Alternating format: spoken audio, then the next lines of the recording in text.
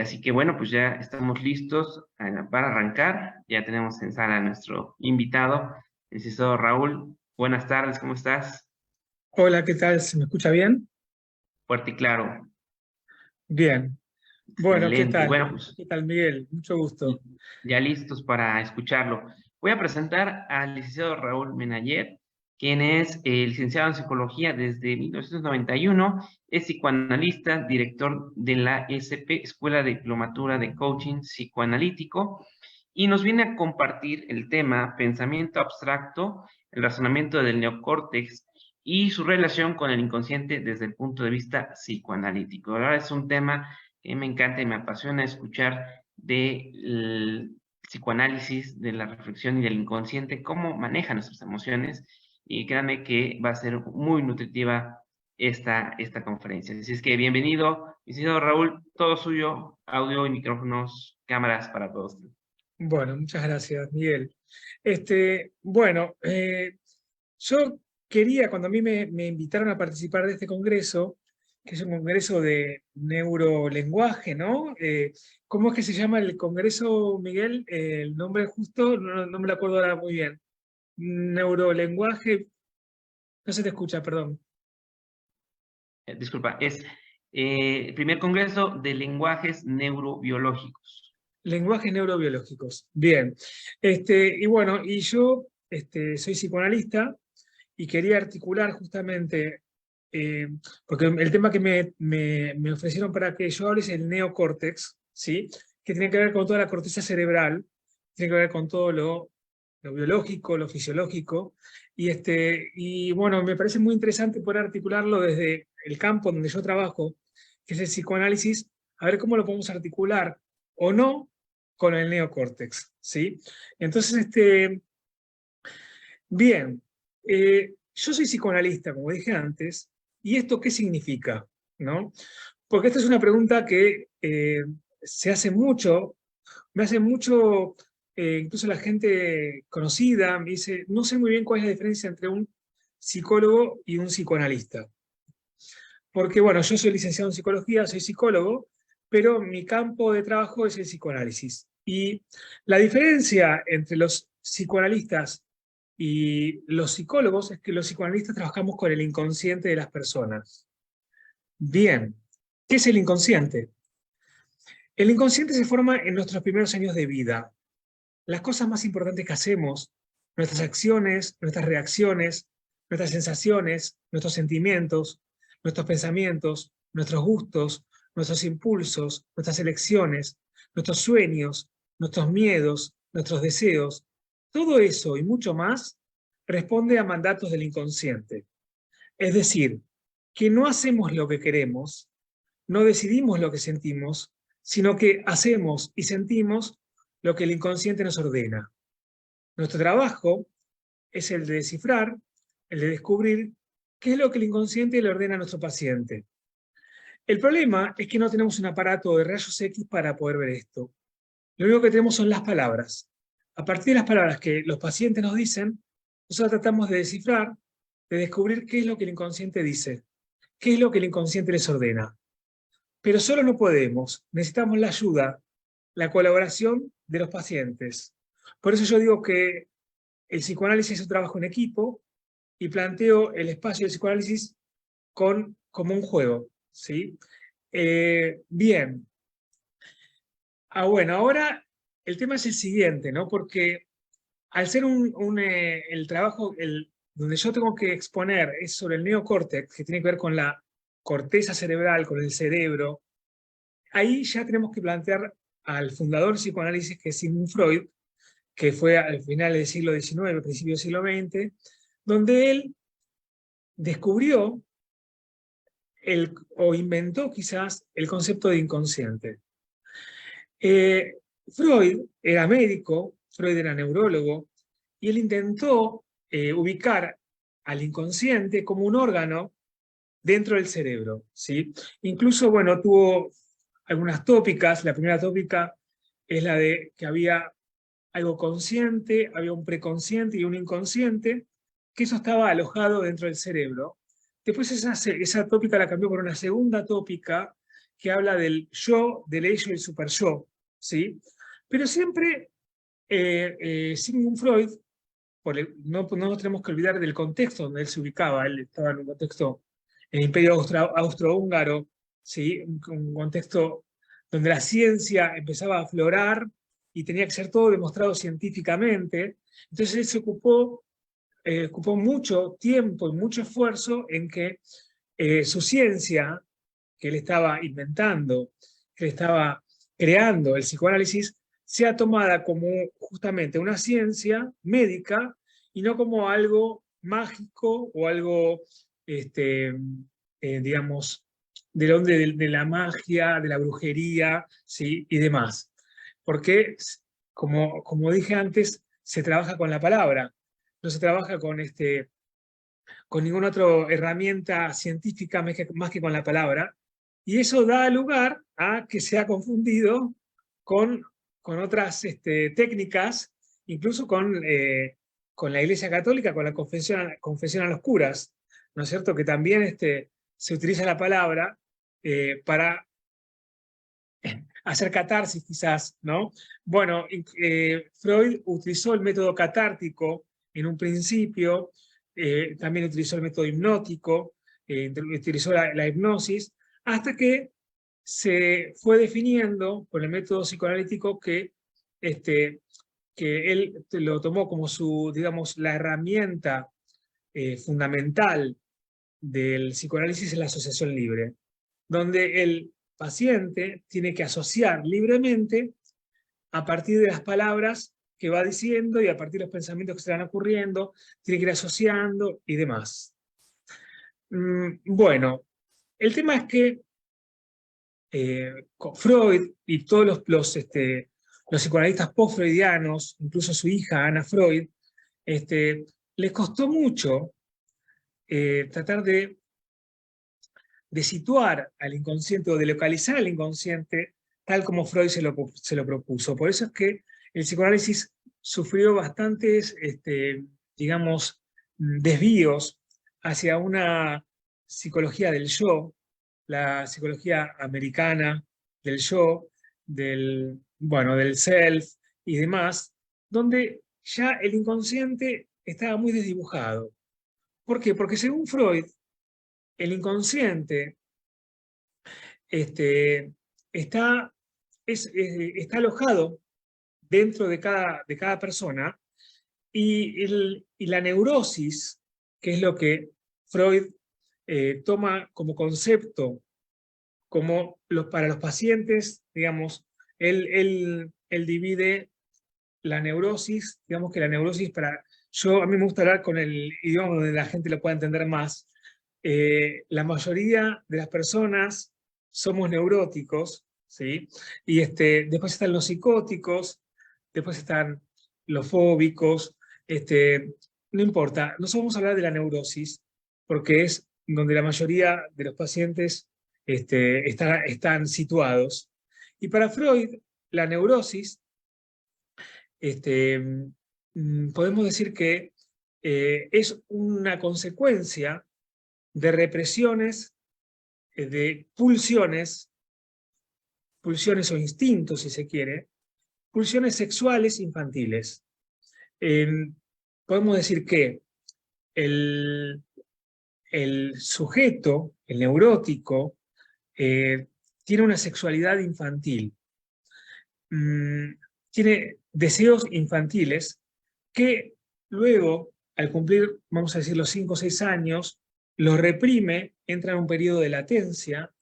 Esos deseos sexuales infantiles son reprimidos y después, con la adolescencia o en la adultez, más que nada en la adolescencia, esos deseos sexuales empiezan a aflorar y empiezan a haber conflictos entre esos deseos sexuales infantiles reprimidos y los deseos sexuales adultos. Y ahí es donde se arma todo este lío, ¿sí? Al que Freud, por supuesto que lo estoy sintetizando mucho para que lo puedan entender la gente, los oyentes, la audiencia, este conflicto es de esta represión que aflora, él la va a llamar neurosis, ¿sí? Y es ahí donde nosotros, según Freud, a estos deseos sexuales infantiles que tenemos reprimidos, después tenemos conflictos en la vida adulta y, bueno, ahí es donde vamos repitiendo, el inconsciente va repitiendo mecanismos de repetición y ahí es donde se producen estos conflictos en la vida adulta. Por ejemplo, vamos a dar un ejemplo, no sé, si una persona es muy celosa, bueno, es porque tiene un deseo sexual infantil, por supuesto que lo estoy simplificando, ¿sí? Pero lo voy a hablar así para que se entienda. Un deseo sexual infantil que está reprimido con su madre, por ejemplo, está reprimido, el complejo de Edipo, ¿cierto? Tan famoso, bueno, y eso es lo que genera conflictos, ¿sí? Por ejemplo, estos celos de esta persona. Bien, hoy en el siglo XXI, al menos yo, no trabajo con este paradigma del psicoanálisis freudiano. Si bien Freud fue el fundador del psicoanálisis, y yo siempre digo que le tenemos que agradecer muchísimo su aparición, pero realmente después de más de un siglo de la aparición del psicoanálisis, la teoría freudiana de los deseos sexuales infantiles reprimidos, en mi opinión, y en la de muchos otros colegas, ya no es sostenible, ¿sí?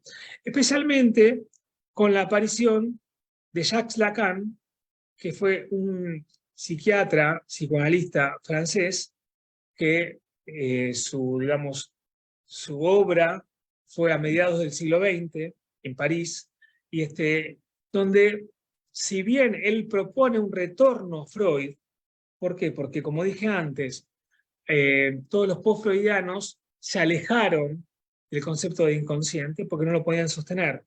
Porque, por supuesto que siempre, esta es una opinión personal desde mi visión académica, ¿no?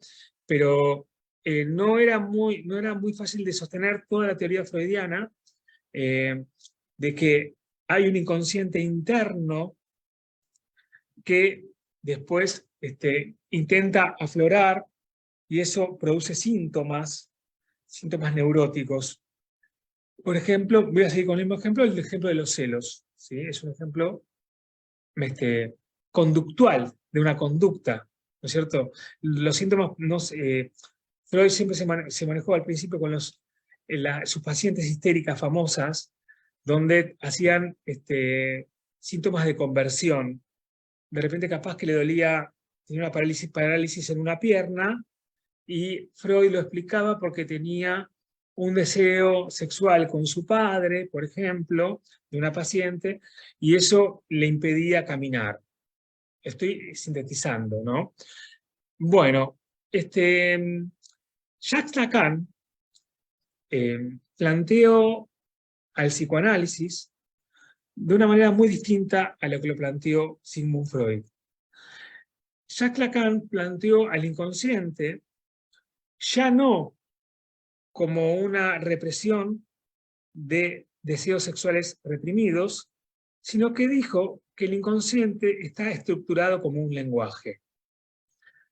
Él cambió esta tópica del yo, el ello, el inconsciente, el yo, el ello y el superyo del inconsciente, y lo cambió hacia otra tópica que es la del simbólico, imaginario y real, que no nos vamos a detener en eso, pero sí en lo que nos vamos a detener en este concepto del lenguaje como fundamental para la concepción del inconsciente.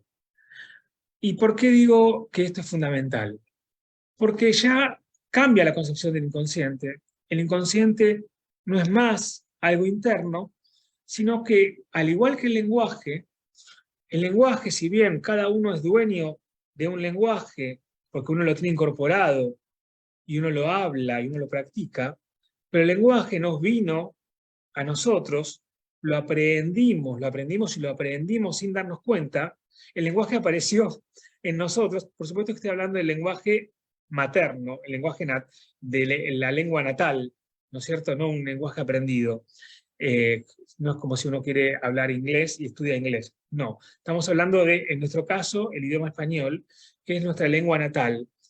Ese lenguaje apareció en nosotros sin pedir permiso. De repente empezamos a hablar, ¿sí? Y no es que mamá estuvo enseñándonos, bueno, esto es lámpara, esto es radio. No, uno va incorporando al lenguaje sin darse cuenta. Y el inconsciente es igual, ¿sí?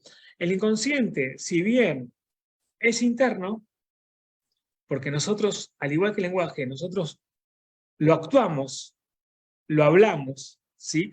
Pero ese lenguaje nos viene de antes y el inconsciente también. Nosotros somos hablados. Nosotros ya somos hablados desde antes de nacer. Cuando nuestros padres deciden tener un hijo, ya nos ponen un nombre, ya nos van pensando, ya ahí ya se va formando un inconsciente. Y además que el niño va adoptando las acciones o conductas inconscientes de los padres, sin darse cuenta. Por eso se dice que el inconsciente es transgeneracional. Se va transmitiendo de generación en generación. De repente capaz que uno puede ir a buscar algún accionar de una abuela, ¿sí? Vamos a seguir con el ejemplo de los celos. Capaz que era una abuela celosa, la madre sigue con esta modalidad de ser celosa, y uno, o una, hijo o hija, no importa, acá estoy sintetizando demasiado, ¿no? Pero para que se pueda entender, también tiene esa conducta. Ahora, ¿por qué? ¿Por qué razón? Esto no es una herencia genética, esto no es algo que uno lleva en los genes o en la sangre, esto es una transmisión inconsciente, ¿sí? Esto es un mecanismo inconsciente que uno sostiene y uno no puede dejar caer, por más que uno sufre, ¿sí? Por más que uno padece esos síntomas neuróticos. Por ejemplo, los celos que decía antes. Cuando uno tiene un paciente y le dice, pero vos ¿por qué sos celoso? Y no tiene idea por qué. En general, se cree que tiene razón en su accionar, lo ve como natural, lo ve como es que así hay que vivir, ¿sí? Esa es la forma con la que hay que vivir. O sea, hay un saber vivir, ¿sí? Y esto es lo que nosotros los psicoanalistas es lo que tenemos que desarticular, es lo que tenemos que desarmar. Yo siempre digo que no todo lo inconsciente es malo. Hay un montón de cosas inconscientes que están buenísimas, que nos hacen ser felices, nos hacen trabajar, nos hacen tener familia, tener hijos, nos hacen disfrutar. Eso también es inconsciente. Nosotros tenemos que trabajar con aquello inconsciente que nos hace sufrir, que nos hace padecer. Eso es lo que nosotros tenemos que desarticular, que tenemos que desarmar. Y cuando un paciente, la cama de cine analizante, porque lo pone en una posición más activa, pero tampoco viene el caso. Cuando un paciente viene a nosotros los psicoanalistas, nosotros tenemos que ver cuáles son esos síntomas inconscientes. Perdón, ahí. Ah, bien, ahí vi que alguien está grabando. No sé si antes no se estaba grabando. Bien, decía que estos síntomas inconscientes que lo hacen padecer al paciente, ahí es donde nosotros, los psicoanalistas, tenemos que articular, tenemos que trabajar, tenemos que desarmar este saber vivir inconsciente. Bien, y ahora donde yo quiero articular esto del neocórtex, la corteza cerebral, porque el inconsciente no está adentro nuestro. El inconsciente no es un órgano biológico.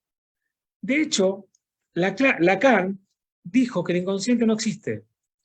Lacan dijo que el inconsciente es el discurso del otro, ¿sí?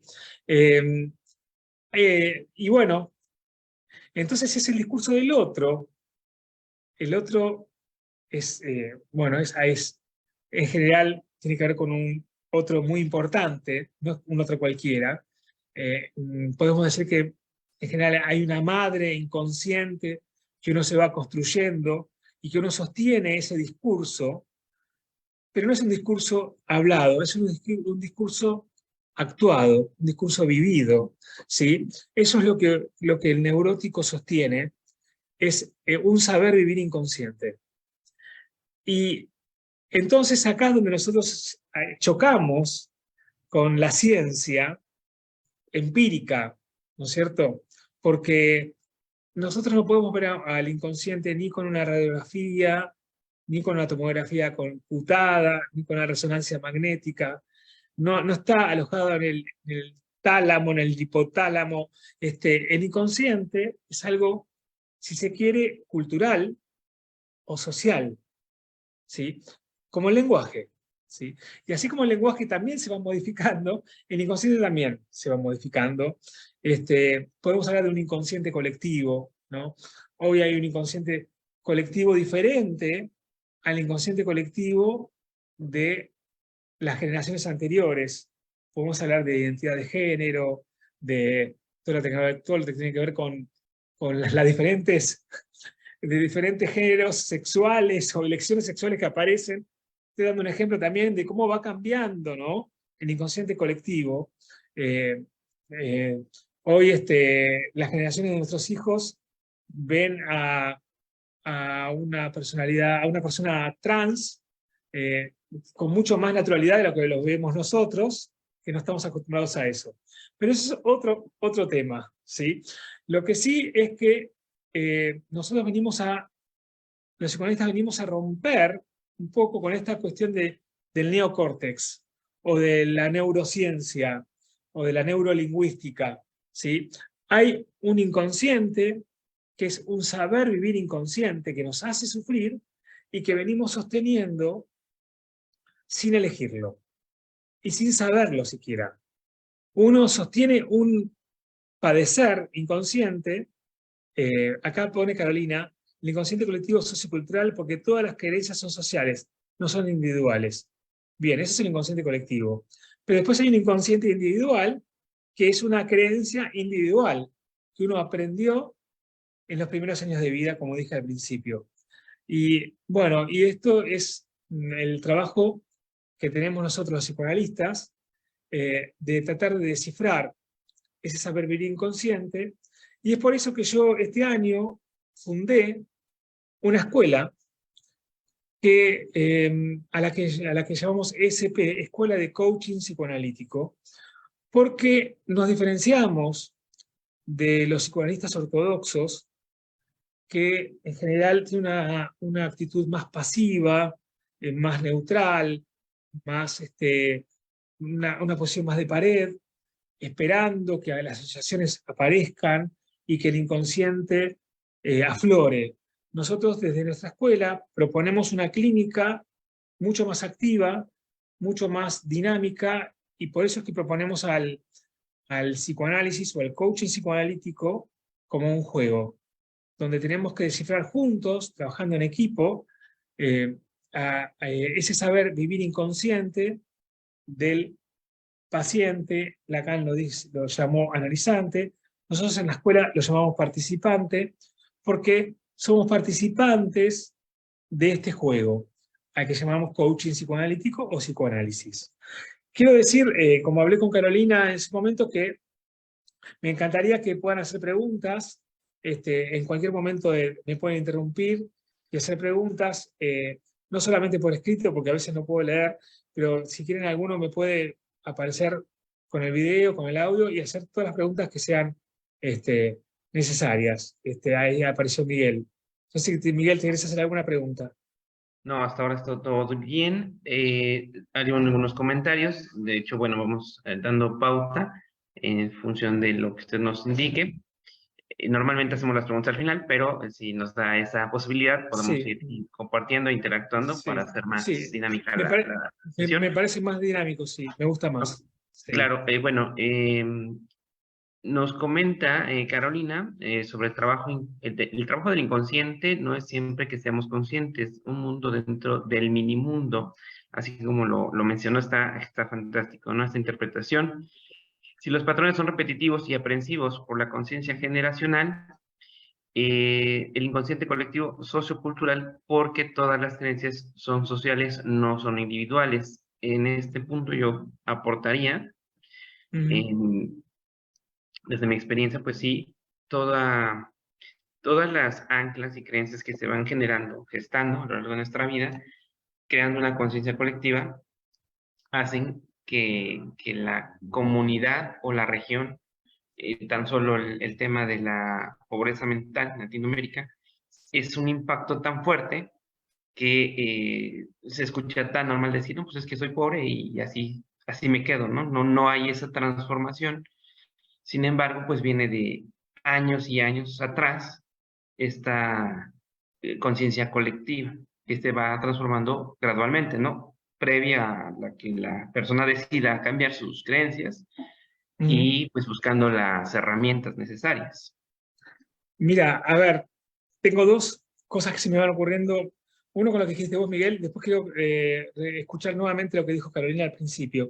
Pero con esto que vos dijiste de la pobreza de Latinoamérica, yo creo, sí, por supuesto que acá esto es una hipótesis que yo en algún momento me planteé, de que sin duda que la Iglesia Católica, donde bueno, en Latinoamérica está muy influenciada por la Iglesia Católica, tiene mucho que ver con esta conciencia de pobreza y con esta sumisión a la pobreza. De hecho, una de las frases del catolicismo, del cristianismo, es: bienaventurados sean los pobres, porque de ellos será el reino de los cielos. ¿No es cierto?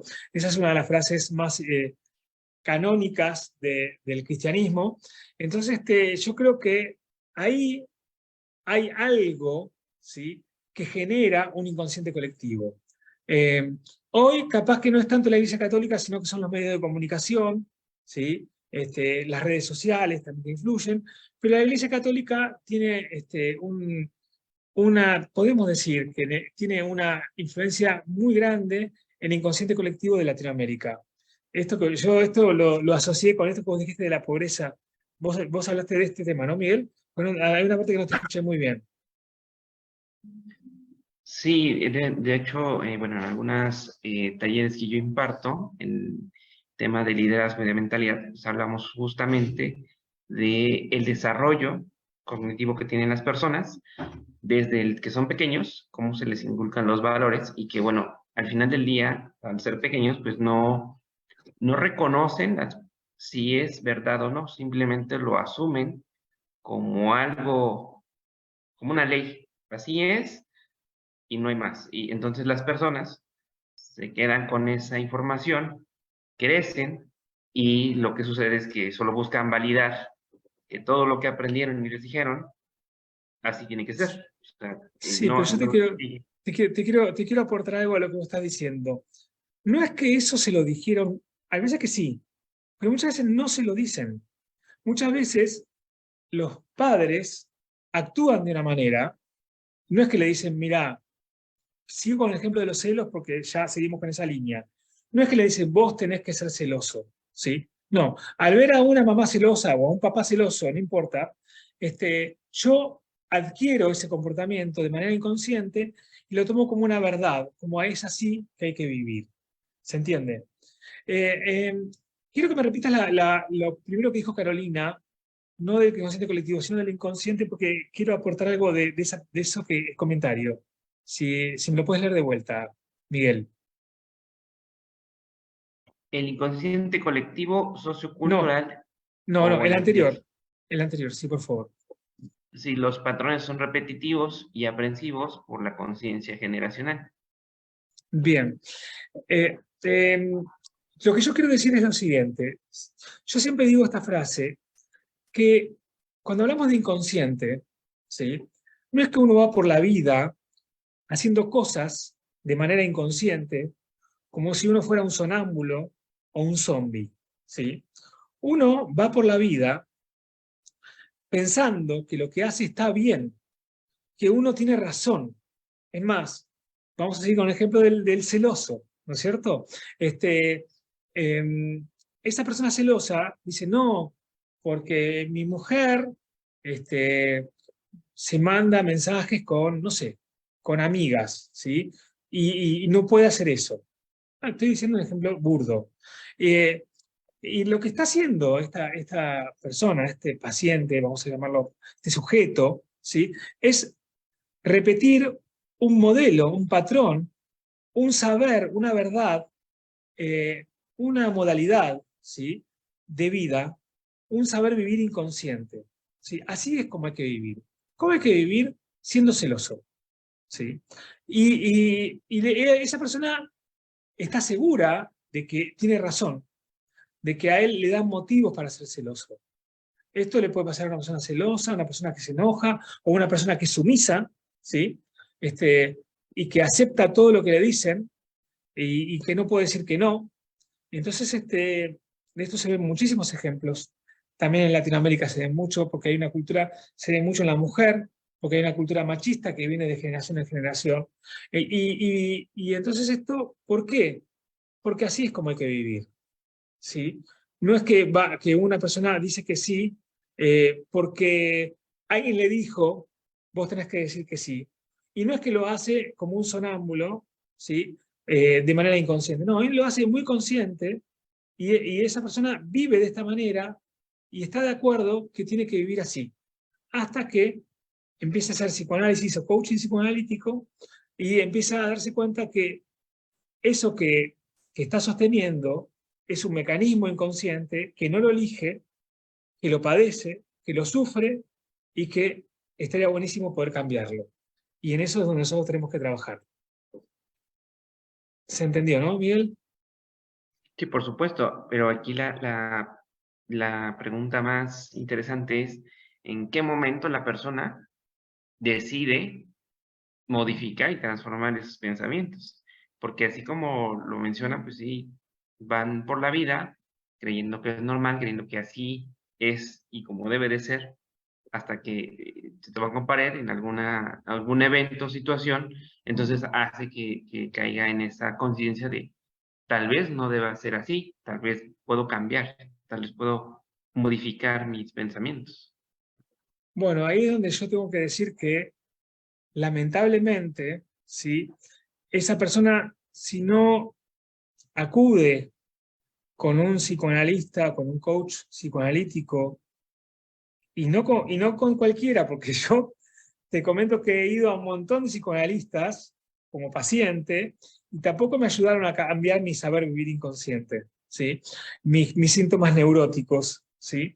Porque al estar con este sistema, por eso yo soy bastante crítico de los psicoanalistas, del psicoanálisis en general, porque tienen una actitud muy pasiva, muy neutral, esperando que aparezca alguna asociación, ¿sí? Bueno, pero bueno, tampoco quiero detenerme mucho en eso, criticar a los psicoanalistas.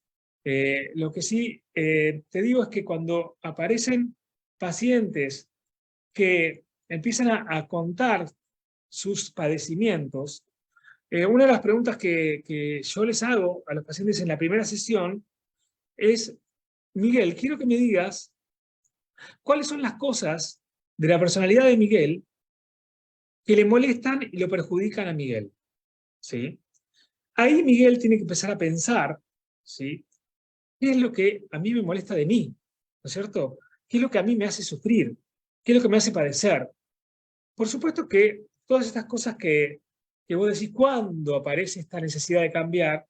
La necesidad de cambiar aparece muchas veces en la vida de una persona adulta, pero muchas veces no está la posibilidad de cambiar.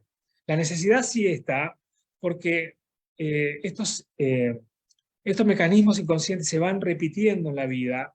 Uno va tropezando varias veces con la misma piedra, ¿sí? Por ejemplo, esta persona celosa, es celosa con una pareja, después aparece otra pareja y sigue siendo celosa, aparece y con otra pareja lo mismo, y va repitiendo ese saber vivir inconsciente, y se da cuenta que no es la pareja la que le hace, no se da cuenta, ¿no? Hasta que empieza a hacer un tratamiento que lo haga darse cuenta, pero esa persona repite eso, y esa persona dice, no, porque Susana me hizo esto, Marta me hizo aquello, María me hizo lo otro, y piensa que los demás son los que lo hacen ser celoso. ¿Sí? Y así es como va viviendo. Pero después, cuando empezamos a trabajar, nos damos cuenta que está repitiendo una modalidad, un patrón de vida, un saber vivir. ¿Sí? ¿Cómo hay que vivir? Así hay que vivir, de manera celosa. ¿Sí? Yo sigo con el ejemplo de los celos porque seguimos con el mismo hilo. Pero podemos dar infinidad de ejemplos: celos, enojos o sometimiento, ¿sí? Ahí hay una pregunta que la voy a leer. La necesidad de cambiar aparece cuando buscamos que los otros nos muestran lo que no hemos aceptado. Sí, pero no muchas veces esa necesidad aparece, pero después uno con el día a día se lo va disfrazando de otra cosa, ¿sí? Y va terminando, se va olvidando, ¿sí? De ese sufrimiento y después lo va negando, va diciendo, no, es el otro el que me hace sufrir a mí y yo tengo razón y el otro está equivocado, ¿sí? Entonces, así es como vamos viviendo por la vida, negando nuestra responsabilidad, porque en realidad no hay una responsabilidad de cada persona. Ahora viene la pregunta de Octavio, que me está haciendo una pregunta.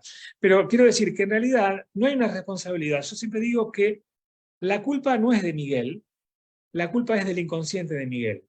Miguel quiere ser feliz, Miguel quiere tener una vida armoniosa, de paz interior, de felicidad. El inconsciente de Miguel no quiere eso. El inconsciente de Miguel lo único que quiere es sostener ese saber vivir inconsciente del otro, ese discurso del otro, ¿no es cierto? Eso es lo que quiere el inconsciente de Miguel.